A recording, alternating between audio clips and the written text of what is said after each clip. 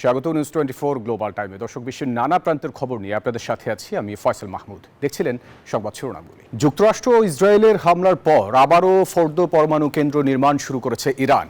নতুন স্যাটেলাইট চিত্রে এই তৎপরতা স্পষ্ট। আন্তর্জাতিক পরমাণু শক্তি সংস্থা বলছে কয়েক মাসেই ইউরেনিয়াম সমৃদ্ধকরণে ফিরতে পারে তেহরান। তবে 400 কেজি সমৃদ্ধ ইউরেনিয়ামের অবস্থান নিয়েও তৈরি হয়েছে ধোঁয়াশা। অন্যদিকে তেহরানের সঙ্গে কোনো ধরনের আলোচনার সম্ভাবনাও নাকচ করে দিয়েছেন মার্কিন প্রেসিডেন্ট ডোনাল্ড ট্রাম্প। মার্কিন ইসরায়েলি হামলার খতনা শুকাতেই আবারও পুরোদমে সচল হচ্ছে ইরানের ফোর্দো পারমাণবিক কেন্দ্র। ম্যাক্সার টেকনোলজিসের নতুন স্যাটেলাইট চিত্রে দেখা গেছে পাহাড়ের নিচে ভারী সরঞ্জাম দিয়ে চলছে ব্যাপক নির্মাণ কাজ, যা নিয়ে বেড়েছে উত্তেজনা। হামলার পর সৃষ্ট গর্ত ভরাটের পাশাপাশি ক্ষয়ক্ষতির মূল্যায়ন করা হচ্ছে বলে ধারণা বিশ্লেষকদের। এই তৎপরতার মধ্যেই আন্তর্জাতিক পরমাণু শক্তি সংস্থা IAEA প্রধান রাফায়েল গ্রোসি জানান, ইরানের 400 কেজির বেশি সমৃদ্ধ ইউরেনিয়ামের মজুদ কোথায় আছে তা তারা জানেন না। বোমা তৈরির দ্বারপ্রান্তে থাকা এই ইউরেনিয়াম সরানো হয়েছে নাকি ধ্বংস হয়েছে তা নিয়ে তৈরি হয়েছে ধোঁয়াশা। এরই মধ্যে সব জল্পনার অবসান ঘটিয়ে মার্কিন প্রেসিডেন্ট ডোনাল্ড ট্রাম্প জানিয়ে দিলেন, ইরানের সঙ্গে তিনি কোনো ধরনের আলোচনায় যাচ্ছেন না, তেহরানকে কোনো প্রস্তাবও দিচ্ছেন না। এমন পরিস্থিতিতে ইসরায়েলি প্রধানমন্ত্রী বেনিয়ামিন নেতানিয়াহু বললেন, মধ্যপ্রাচ্যে ইসরায়েলের গুরুত্ব অপরিহার্য এবং তার দেশ ছাড়া ধসে পড়বে এই অঞ্চল। নিবির আমিন, নিউজ 24। যুদ্ধবিরতির আলোচনার মধ্যে গাজায় হামলা জোরদার করেছে ইসরায়েল। এতে একদিনে নিহত হয়েছেন 95 জন। ত্রাণ শিবিরগুলোতে নির্বিচারে গুলি চালানো হচ্ছে। এমন অবস্থায় জাতিসংঘের নিরাপত্তা কাউন্সিলে প্রশ্নবাণে জর্জরিত ইসরায়েলি রাষ্ট্রদূত। তবে তেল আবিবের দাবি, রাজনৈতিকভাবে ইসরায়েলের বিরুদ্ধে প্রচারণা চালানো হচ্ছে। এদিকে হোয়াইট হাউস বলছে সংকট নিরসনে কাজ করছেন ডোনাল্ড ট্রাম্প। গাজায় ইসরায়েলের হামলার লক্ষ্যবস্তু এখন ত্রাণের বহর। খাবারের পেছনে ছুটতে থাকা মানুষগুলোর উপর দফায় দফায় চলছে হামলা। দীর্ঘ হচ্ছে লাশের সারি।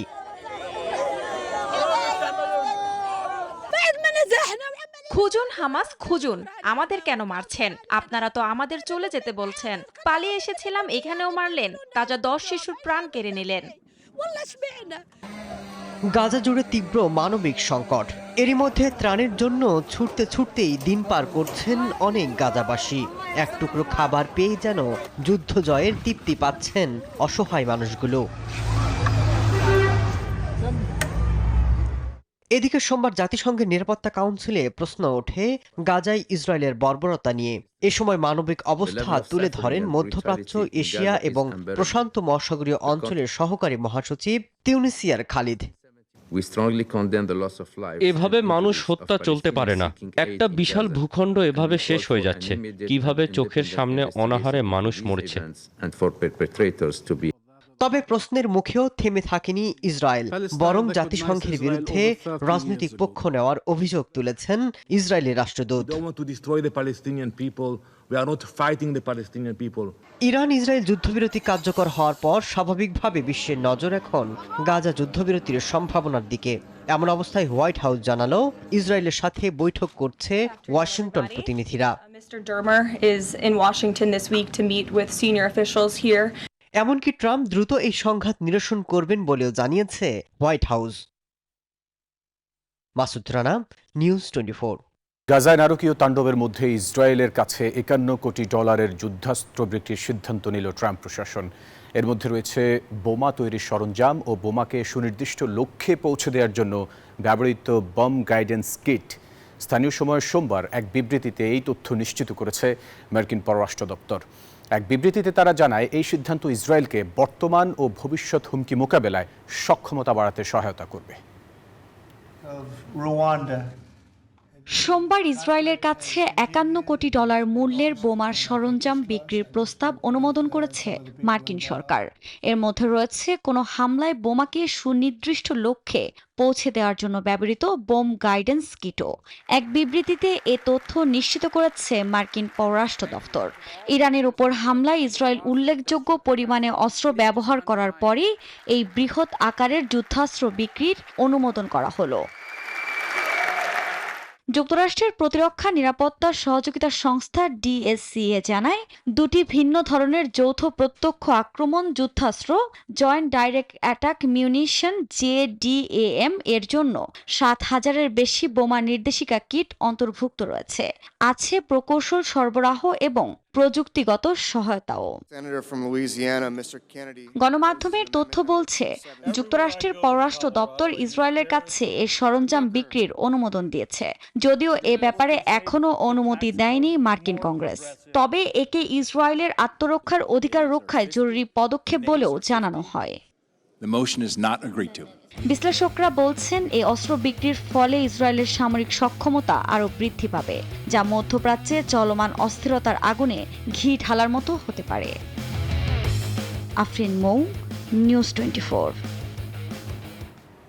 এবার সিরিয়া থেকে নিষেধাজ্ঞা তুলে নিল যুক্তরাষ্ট্র। দীর্ঘদিন ধরে চলা নিষেধাজ্ঞার অবসান ঘটাতে আনুষ্ঠানিকভাবে নির্বাহী আদেশে স্বাক্ষর করেছেন প্রেসিডেন্ট ডোনাল্ড ট্রাম্প। এই আদেশের মাধ্যমে সিরিয়ার অর্থনৈতিক উন্নয়ন, সরকার পরিচালনা এবং সামাজিক কাঠামো পুনর্গঠনে গুরুত্বপূর্ণ ভূমিকা রাখে এমন ব্যক্তি ও প্রতিষ্ঠানের উপর থেকে অবরোধ তুলে নেওয়ার ঘোষণা দিয়েছে মার্কিন অর্থ বিভাগ। যুক্তরাষ্ট্রের অর্থ মন্ত্রণালয় জানিয়েছে, এই আদেশের ফলে এখন পর্যন্ত 518 জন ব্যক্তি ও প্রতিষ্ঠান নিষেধাজ্ঞার তালিকা থেকে বাদ পড়েছে। তবে আসাদপন্থী গোষ্ঠী ISIL এবং ইরান ও তার মিত্রদের উপর আগের মতোই নিষেধাজ্ঞা বহাল থাকবে।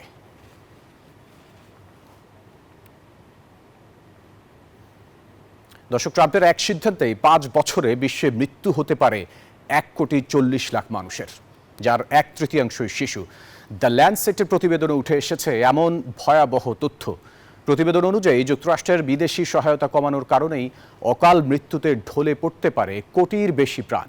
নিম্ন ও মধ্যম আয়ের দেশের জন্য বৈশ্বিক মহামারীর মতো হতে পারে। এদিকে ট্রাম্প প্রশাসনের এমন সিদ্ধান্ত ভুল বলে উল্লেখ করেছেন সাবেক প্রেসিডেন্ট বুশ এবং ওবামা।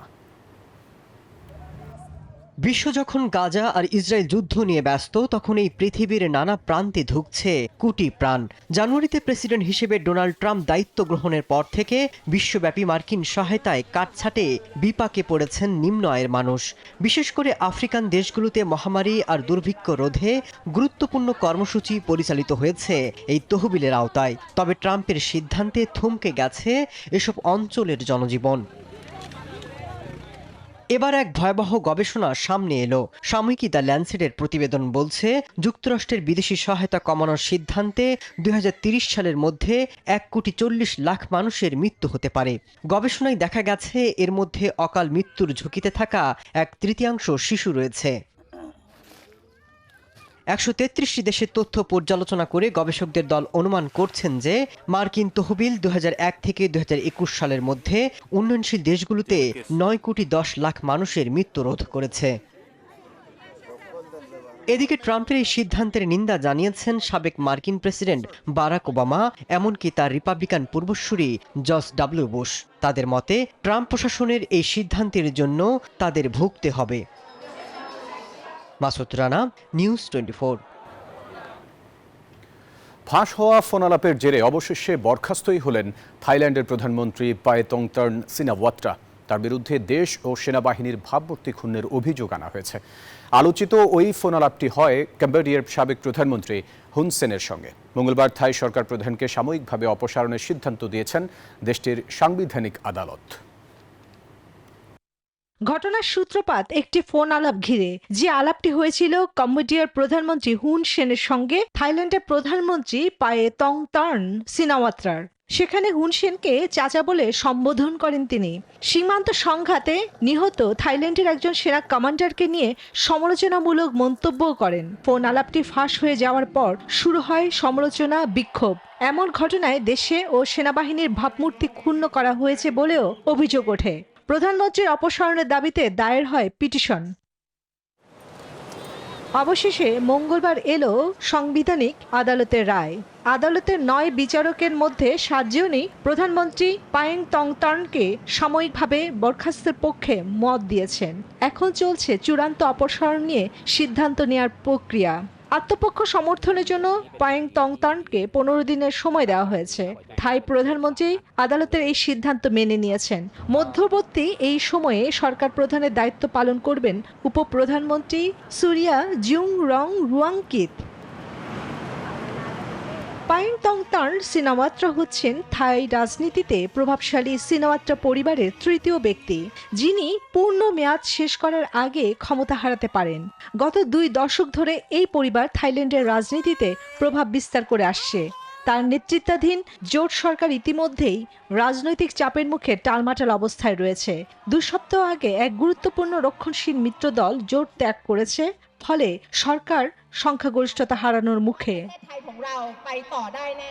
শেষ পর্যন্ত যদি পায়ে তংতার্ন অপসারিত হন, তবে তিনি হবেন পিউ থাই পার্টি থেকে আসা দ্বিতীয় প্রধানমন্ত্রী, যিনি 2023 সালের আগস্টের পর বরখাস্ত হবেন। চন্দ্রানী চন্দ্রা, নিউজ 24। তীব্র তাপদাহে পুড়ছে ইউরোপের একাধিক দেশ। ফ্রান্স, স্পেন, ইতালি, পর্তুগাল ও জার্মানিতে জারি করা হয়েছে স্বাস্থ্য সতর্কতা। তুরস্ক, ফ্রান্সে ছড়িয়ে পড়েছে দাবানলের আগুন। এদিকে ইউরোপ পুড়লেও বন্যায় ডুবছে এশিয়ার দেশ পাকিস্তান, ভারত। এতে নিহত হয়েছেন অন্তত 80 জন। গ্রীষ্মের প্রথম তাপদাহে নাকাল ইউরোপ, ক্রমেই বাড়ছে উষ্ণতা। সপ্তাহ ধরে চলতে থাকা প্রচণ্ড গরম জনজীবনকে বিপর্যস্ত করে তুলেছে। সোমবার স্পেনের কয়েকটি স্থানে তাপমাত্রা ছাড়াই 45 ডিগ্রি সেলসিয়াস। ইতালির আবহাওয়া অধিদপ্তর রোম, ফ্লোরেন্স, বোলোনিয়া সহ বেশ কয়েকটি শহরে জারি করে রেড অ্যালার্ট। ফ্রান্সের বেশিরভাগ ভূখণ্ডে সতর্কতা জারি করা হয়েছে। বন্ধ ঘোষণা করা হয়েছে বেশিরভাগ শিক্ষা প্রতিষ্ঠান। পর্তুগাল, জার্মানি, যুক্তরাজ্য এবং ক্রোয়েশিয়া সহ বলকান অঞ্চলের একাধিক দেশে জারি রয়েছে তাপ সতর্কতা। দাবানলে জ্বলছে তুরস্কের পশ্চিমাঞ্চলের ইজমির প্রদেশ। 5টি অঞ্চল থেকে 50,000-এর বেশি মানুষকে সরিয়ে নেওয়া হয়েছে। এদিকে ফ্রান্সের দক্ষিণ পশ্চিমাঞ্চলের ওদে অঞ্চলে দাবানল ছড়িয়ে পড়লে নিরাপদে ছুটতে থাকেন বাসিন্দারা। এদিকে যখন তাপপ্রবাহ বাড়ছে, অন্যদিকে বন্যায় নাজেহাল ভারত, পাকিস্তান।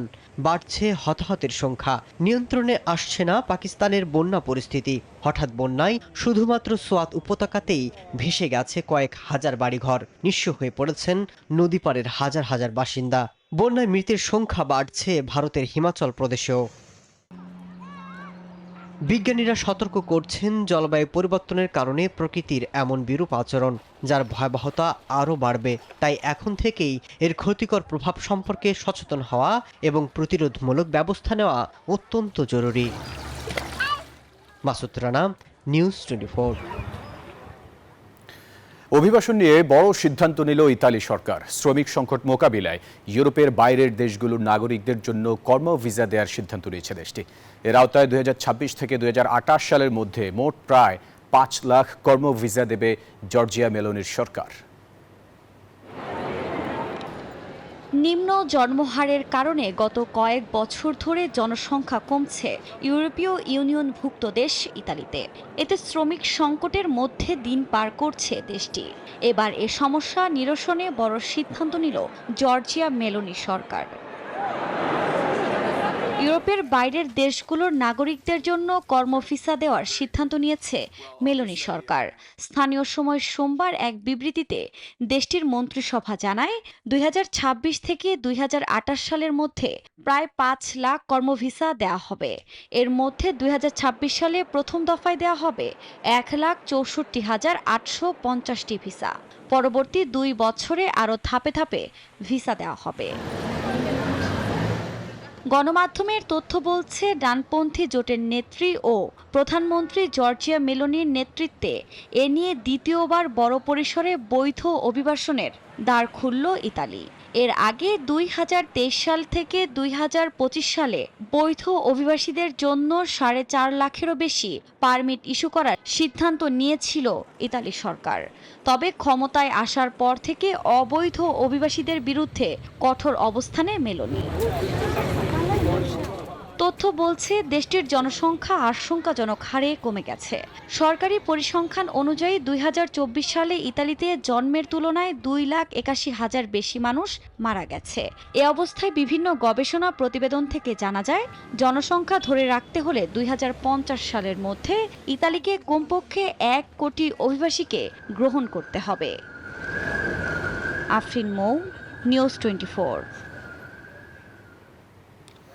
দর্শক, এই ছিল নিউজ 24 গ্লোবাল টাইমে। এতক্ষণ সাথে থাকার জন্য ধন্যবাদ সবাই।